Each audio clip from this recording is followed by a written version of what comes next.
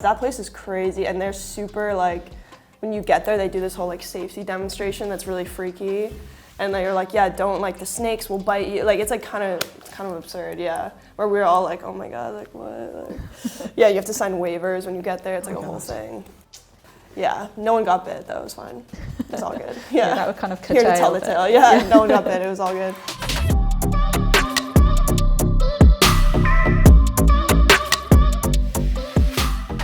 Hi, I'm Hannah from Enemy, and today I'm joined by Blu DeTiger for the latest Night in Conversation series. Hello, how are you? Hi, thanks for having me. You are so welcome. It's lovely to have you. This is so awesome. So good to be here. And you're here in the UK because you've been touring. We're at the Great Escape currently. Mm-hmm. How has the UK been treating you? It's been amazing. Yeah, everyone's super nice. I've never been to Brighton. It's really, really nice, really, really cool. We like drove in, saw the beach. Yeah, it's been amazing. Just came from London, so yeah. Amazing. Yeah. And how has tour been? Because I was at the show in London, and you were saying that it was kind of like a full circle moment because 2 years ago, pre the pandemic, this was where you were, and you kind of had to go back home. So what's it been like getting to play? Yeah. I mean, it's crazy. Yeah, right before the pandemic, I was here. Or I was in London and I was playing with another artist. I was playing bass, like touring for different artists at that time, and not really for my own music. I was kind of just doing that session musician thing. And yeah, I think we played the last show in London before everything shut down. And like all my tours, like everything got canceled, and I was like I cried, I was like freaking out. And then yeah, 2 years later so much has happened, and I was like back playing my own songs, which kind of felt really, I don't know, like it was, I don't know, like very meant to be just for my story, I guess. But yeah, it felt really, really good, and that venue Colors is really cool. And for those who haven't seen the show, it's amazing. Definitely do it. Oh, thanks. But there's this amazing moment when you do a jam session on stage, and I kind of wanted to, how much does that change nightly? Yeah, I mean, that's a new thing that we just started doing for this run. Yeah, just to like have fun with it, and I feel like that's how I grew up playing music. I guess I'll preface a little bit, but in the show we do this kind of like jam sort of breakdown thing, slightly improvised, where like me and my band kind of jam basically. Yeah, and that's how I grew up playing music, is just being in a room with other people and improvising and playing off of each other. And I think just bringing that to this like a staged performance was interesting and more fun for us to perform. And I think the audience has been liking it. But yeah, every night I think it's designed to kind of change every night so that it's more fun for us to have this spontaneous moment. But, there's sort of the same sort of guidelines, I would say. But yeah, I don't want to give away too much because up for interpretation. Are there ever nights when you're like, I wish someone videoed that, or like, you're like, that is the beginning of a new song and I'm going to take that away and keep it? Yeah, probably. Yeah. Everyone should be filming that part, please, and then send it to me. The end of the tour, when you go back into the studio, just be like scrolling through the Instagram videos. Literally. Actually, that's a good idea. I should start doing that. Definitely. And something else we've been treated to on tour is you playing your new track, Enough For You. Great segue there. Yeah. That is a brilliant song, and you worked with Chromeo on it. Tell me about that. How did kind of that collaboration happen? Yeah, I mean, it happened really naturally. Like, I've been a fan of those guys for forever, since I was really young. I've seen them play in New York a few times. I was just always really into their music and their aesthetic and the duo aspect of them. And yeah, we kind of got connected through a few different people, and everyone was like, oh, you guys would like vibe and get along. And yeah, we went to me and my brother Rex, we went to their studio and just had like the most fun ever, just like a blast playing with them. And yeah, just made these two songs, and it was really just such a fun time. We were just like laughing constantly and just had a really good rapport. Yeah, and made these two songs, and they're coming out kind of as like their own little EP situation, and then playing with them at Red Rocks, which is this venue in Colorado. Yeah, so very excited about it. Yeah, they're like, I'm just like a huge fan of them, so to collaborate with them in any way was like so awesome. Yeah. Are these songs sort of linked at all? Because they are kind of like A-side, B-side. Yeah. Is there a through line, a story at all? I guess it's just like sonically kind of what we came up with together, and it's like a collab between us two. So it definitely shows like my like funky side in a way that I don't, like maybe isn't showcased yet in my other songs. More like authentic to that like funky sound. So yeah, I think people will like them. Amazing. And you mentioned that kind of like a little EP situation. Yeah. Do you have plans for larger projects, a debut album? Yeah, maybe? definitely. Yeah, I mean, the 2 Chromeo songs are coming out, and then there's another song I've been playing on tour called Crash Course I did with Big Pig, who I think lives in. Yeah, live in amazing. London.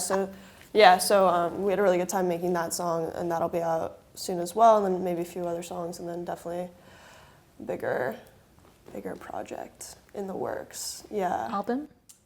Yeah, I don't want to like say too much, but sure, but yeah, definitely down the road. I guess that's all kind of what it gears up and towards. Yeah. Tell me about working with Big Pig as well. Yeah, I mean, she's awesome. She's just such a nice person, like such a kind soul, and like, yeah, I don't know. We had a lot of fun. We actually made a few different songs. We have like 3 or 4 songs together, and then the one that we finished was kind of just like always had something that I really liked about it.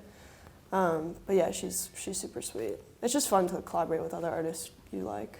And kind of looking to the future of new music, is there kind of any sort of sound you're gravitating towards? Do you feel like your sound's changing at all? I think naturally it's always going to kind of ebb and flow and change, and depending on who I'm working with or what like state of mind I'm in, but it still has those core elements like the bass line, groove, and all of that stuff.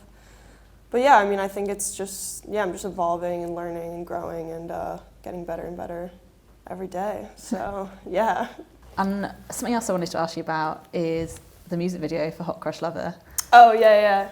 How long did it take you to get that gunge out of your hair? Oh my God, it was insane because like we did 2 colors, right? We did like a blue sort of slime, and then I changed. We had to do like a whole full reset, and I like fully showered, and then we did like the other color. And after the first color, it like came out so fast, and I was like, oh, this is great. Like we had a slime expert on the set who was like planning the whole thing. He was like, it's not going to be an issue. Like it comes out right away. So the blue slime like came out right away. I was like, oh, this is great. Like I feel so good.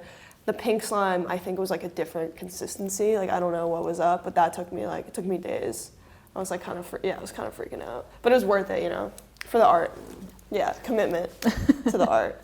It's a big thing. Yeah, it looks amazing. And kind of when it comes to music videos like that, are you super hands-on with kind of coming up with creative direction? Yeah, definitely. I think I always want to be super involved in that side, and I'm really into all the visuals. In this case, we worked with like a really amazing director named Will Kendrick, and he brought a lot of his amazing ideas to the table. So, like as long as I have a really good like trusting relationship with the director and the other creative people on the team, then like I think it's always gonna end up good. Have you ever had to have moments when people have like put forward kind of ideas and you're like, no, I'm not doing that? I mean, probably, yeah. I feel like that always kind of happens, but you just have to like stay true to yourself and just be like, I don't think that's me, or like, yeah, that's not gonna come out good if it's not, like authentic to you. So. Aside from your own music Yeah. and kind of being on tour, you've been super busy working with other people. Mm-hmm. Firstly, I want to ask about Saturday Night Live, performing with Breaches. Oh yeah, that was fun. Yeah, that was awesome. I mean, you're from New York as well, so kind of what was that moment like going into the iconic studio? Oh man, it was crazy. Yeah, I mean, I grew up, watching Saturday Night Live. I've been to the taping a few times. It's just such a New York thing, as you were saying. It's such a staple. And yeah, it came about like really kind of last minute because some of the Bleachers band members got COVID, and I'd already have a relationship with Jack and had played with them on Seth Meyers and played bass on their song and stuff. So it kind of happened naturally, but very last minute. And I almost like didn't believe it was real until I was like at the studio. I was like, oh wow, this is like actually happening. But yeah, it was awesome. It was such a good time, and it is really like iconic, like that last shot where the last shot where everyone's like clapping and it's like the last, you know what I'm talking about, where all the like crowd, they're all like standing there, the cast. That was really crazy. When I saw that on TV after, I was like, that's sick. I was like, that's me. But yeah, it was so fun, and the whole process, like it goes so smoothly. There's such pros there. I mean, obviously it's like every weekend for years, but it's just such a like professional, I don't know, everything is very like, they got it down over there. But yeah, now I'm excited to hopefully go back and do my own stuff. And how did kind of your relationship with Jack begin? Was it kind of like you were put together, DM slide, you know? Yeah, it was a DM slide, low key. Yeah. Yeah, during COVID, well, he always does this this benefit for the Ally Coalition every year, and during COVID it was all virtual, and we had never met, but he messaged me and was like, oh, I like love your stuff, love what you're doing. Can you be a part of this online benefit? And I was like, of course. Like I was such a big fan of his, and I was like, of course. Like thank you so much for reaching out. Like would love to do it. So I did a video for that, and then we kind of just had like a relationship from there. And then I played bass on a Bleacher song. Stop Making It This Hurt is what it's called. And yeah, then did that in Seth Meyers with him, and then so now and then I opened for a few Bleacher shows as well, and we're doing another one in Atlanta later this year. And he's awesome. So super grateful for all those opportunities. Yeah. Would you ever kind of want to get him in to do production for any of your own music at all? Yeah, totally. I mean, he's like obviously a legend and like genius in the studio. That would be super sick. Yeah, hopefully, maybe soon. And I also want to ask about the Olivia Rodrigo documentary. Yeah.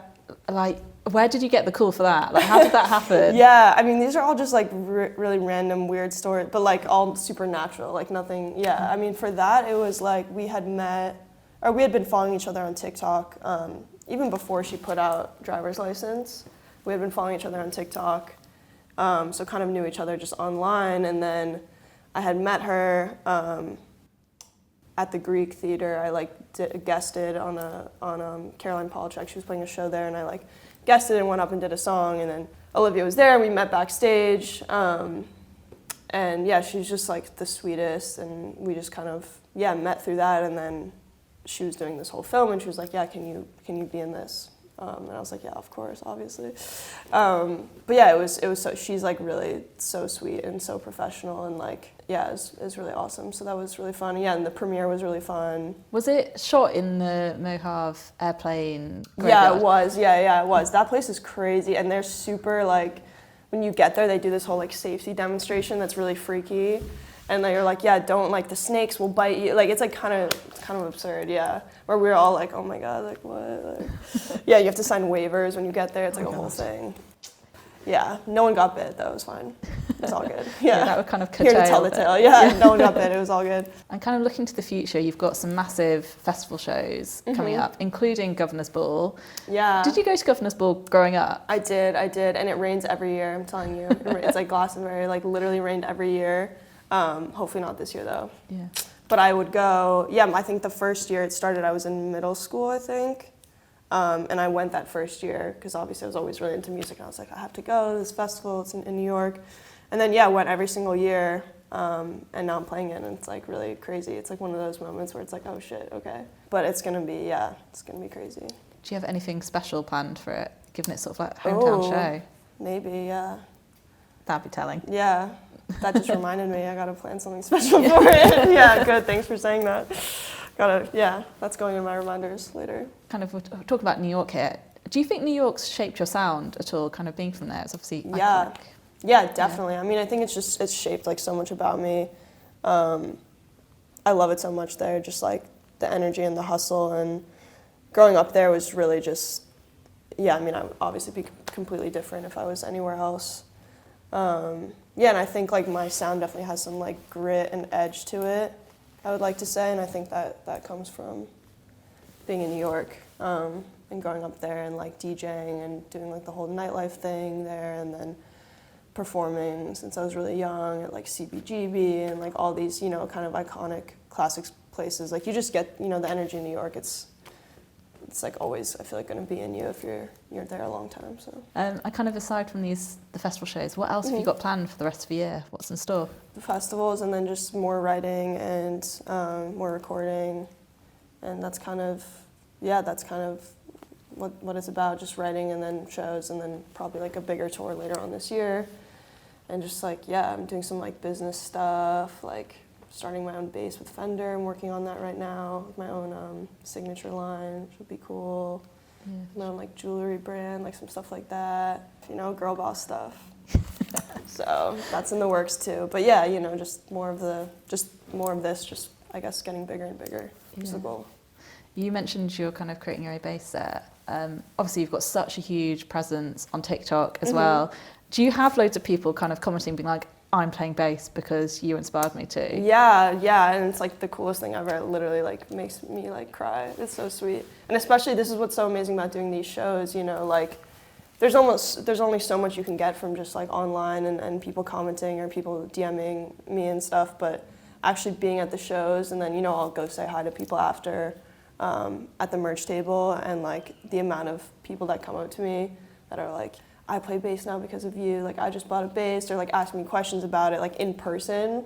When you hear that, it's really like on another level. And it'll be like a range of people. It'll be like, you know, there'll be like an older man who's like, I've been playing bass for 20 years and you re-inspired me to like pick it up, or like something like that. And then it'll be like, you know, a 15-year-old girl that's like, I just bought a bass last week because I saw one of your videos. You know, it's always like a range of these different stories, which I think is just amazing. Yeah, it's just a new community coming up. I love together. Yeah. And kind of last thing I want to ask is, like, you obviously kind of really popped off during pandemic. You're now able to see all of these fans. Previously, it's just like numbers and comments. Yeah. How does that feel? I imagine that's just the most amazing feeling. Yeah, it's honestly so crazy. That's, again, why like doing these shows and these tours is just like the most heart-fulfilling thing ever. Yeah, you never really know. Like even when there's like, oh, show sold out, like I still don't believe that people are gonna be there. You know, it's like one of these weird mental things where I'll just be like, are people actually coming now? You know what I mean? Just because it's like the first time playing since everything was like kind of shut down forever. So it's just it's like the coolest thing. You forget like how much live music, how much that's so important, like performing. I think that's the perfect place to finish. Blue DeTiger, thank you so much. Sweet, thank you so much for having me.